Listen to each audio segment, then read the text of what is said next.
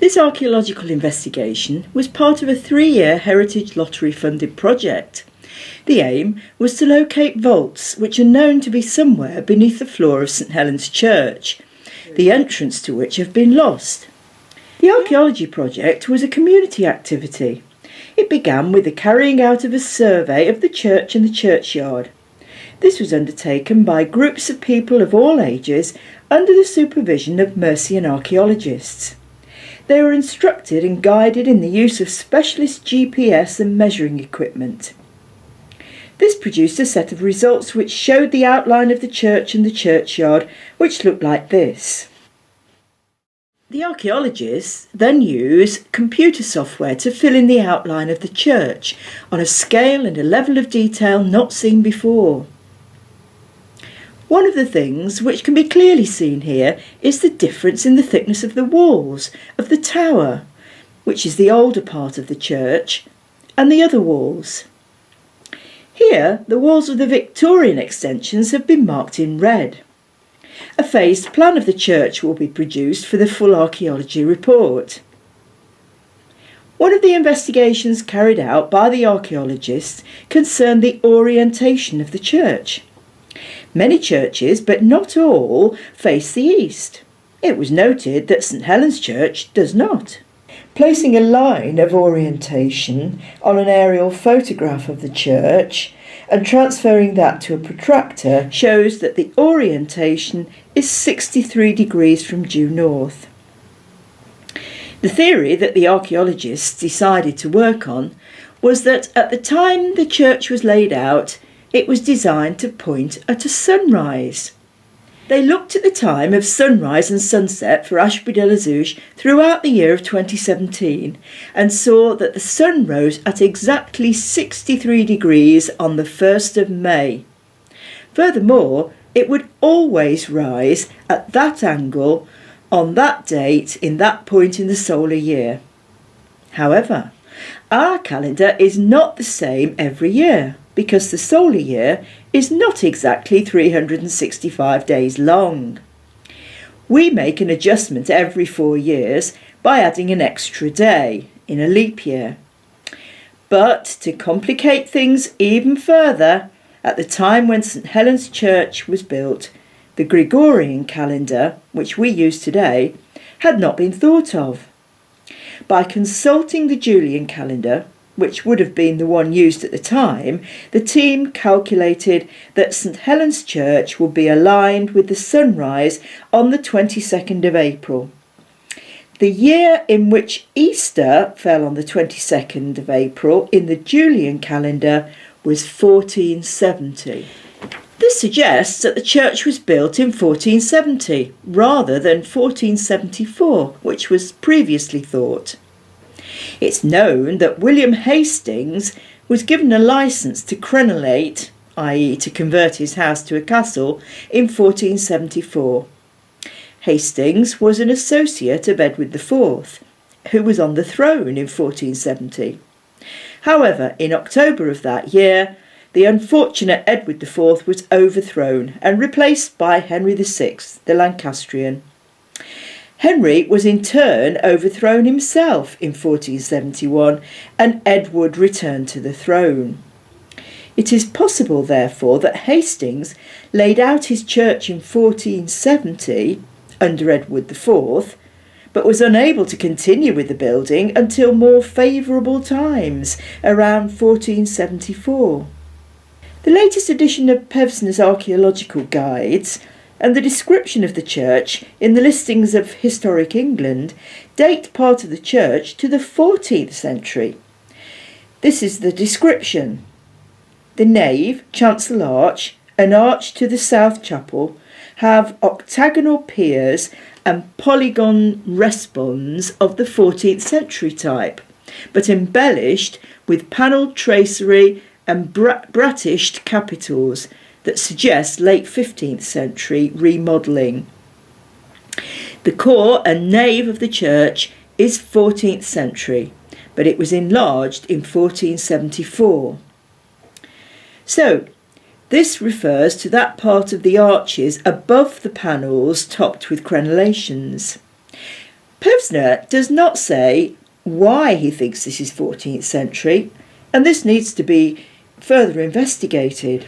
If this church was built new, say, in the early 14th century, there had been less drift, which counterintuitively brings the date forward for the construction of the church to April the 23rd. St George's Day. Everyone gets excited by that. However, that's not possible because St George was not the saint of England until 1350, when Edward III forms the Order of the Garter. April the 23rd again it's not St George's Day. We're looking for possibly an Easter, and if we are, we might be able to pin it down to one of these days. But we might be going off a red herring there. Let's first establish and confirm whether these arches are 15th century or 14th century. The 15th century, I think the church was built in 1470, or started in 1470, which is a new bit of the story. The main part of the project used ground-penetrating radar to investigate what lay beneath the floor of the church. Members of the community taking part in the investigations were shown how to use the equipment to make runs up and down and across the church. Each run produces a vertical slice through the ground. These slices can be combined to give an image of anomalies below. The results for the whole church look like this. It was hoped that the foundations of an earlier church might have been seen, but conglomerations of later dumped material have meant that a rather confused picture emerges. Also, because of restrictions caused by fixtures and fittings, it was not possible to build up a complete picture. The area of greatest interest is in the chancel and the chapel at the front of the church, and here we'll let Andy Gaunt, the archaeologist, take over and explain the findings. Plot grid 16 up there. I hope you can see this from the back. It's very small. Can you see there's an arch in the data there? Do that? I'm trying to do that, it's not easy to do. That is across line A. Starting here, going that way, across line 1, about 2 metres up there, you start to go over this feature that goes to the end of the grid. So between there and the end, there's some kind of curved feature under the ground. It's there again at this one, and it's there again on this one.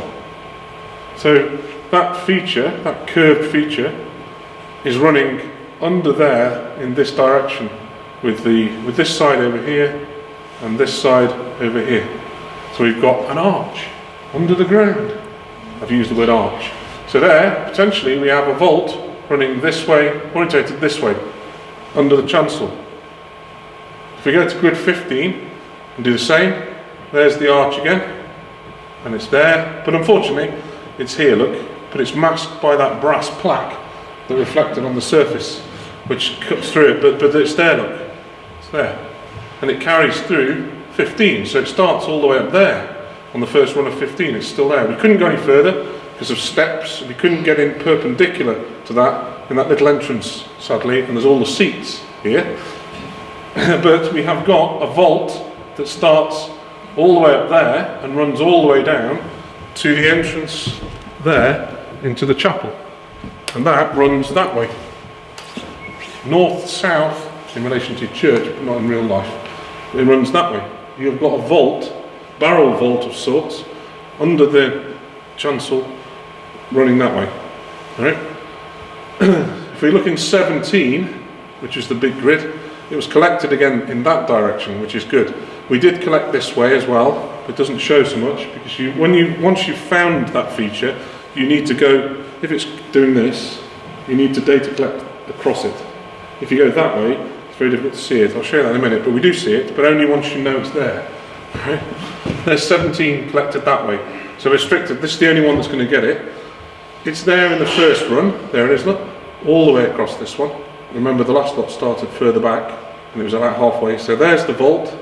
It's there, and it's still there, just about down here. Although it's almost gone at that point. So it's in all of those runs. But I didn't need to show you the middle ones. It's there all the way through. It's at that end and it's at that end. So actually, we have a vault. Well, it's not quite in that one, so I've been cautious. It definitely runs in line with the gap. So you've got this vault running all the way under the chancel. Don't know if that fits in with anyone's theories, but there you go. We did one when we moved the table against the east side over there. This is A, B, C and D, so we collected data that way, up this way, right? And starting down here and working that way, we hit this, which is from there, that way. So there's an arch just here, between there and there. And it's there again in that data. Sorry, in that data. So that's against the wall. So there's an arch that runs all the way to the wall under there, and it starts at about here and it ends at about here. So there.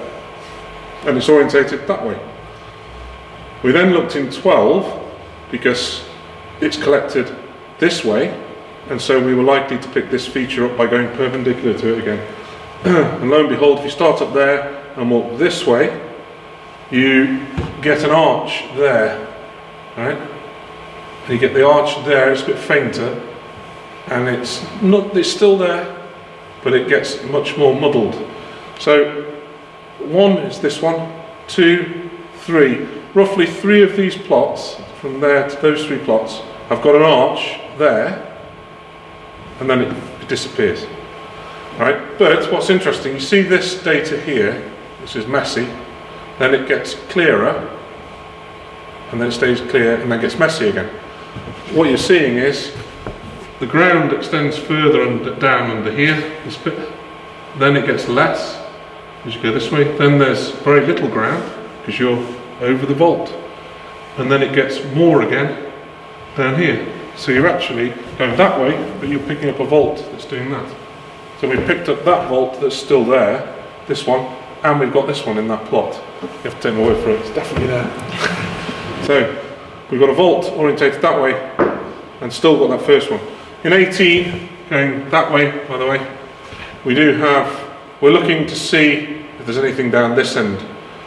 There's voiding possibly under here, on an arch. So there might be something under this end of that plot in these features. But we don't get the same signal in 18. And in 19 there's possibly voids underneath, but not the same arch. But I think that there's a void under here, but there's no detail to it like there was in the others. So we don't know what's happened at this end. I mentioned that they might have filled in a bit under there when they fixed up that chamber, the alabaster, which is just here. So there may have been a third vault under there, which is less easy to see, but there is voiding. We've definitely got the vault there coming this way, and we've definitely got the vault there going that way.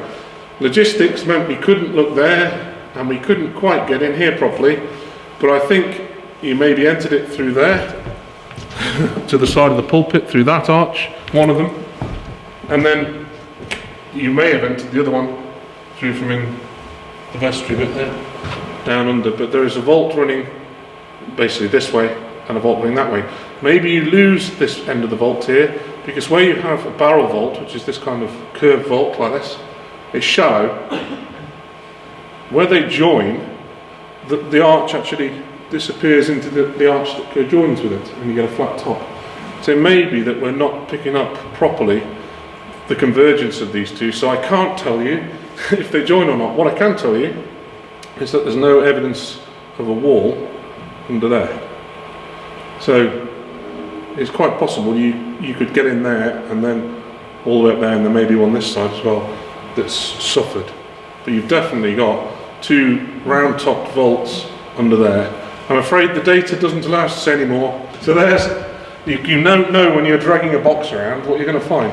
However, people might remember, I don't know if they will, we saw lots of this data when we were collecting. If I go right back to the first one, there's one I was describing as being 2 sides with a hole in the middle and bits coming down. That's what it looked like in the data.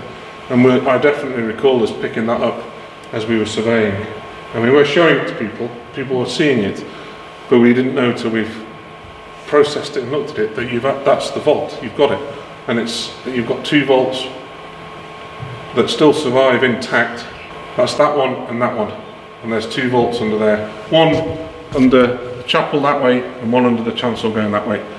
And that's been a long way of getting to that point. I hope you've enjoyed my little jaunt around the solar system and back to the church and then underneath it. We can't tell you what we're going to find when we start. All we can do is start measuring points, measuring the outline of the church, measuring the inside of the church, measuring under the church, and hope that it shows something. I think you potentially, depending on the dating of those arches, you could have a date for this church from 1470 which would put it either side of a major event in the Wars of the Roses, which would be quite exciting, and a potential Easter alignment for the church. I hope that personally, I hope that the 14th century thing can be explained by cautious nature of the surveyor, but if not, you've got a reworked 14th century nave, which is even interesting in itself.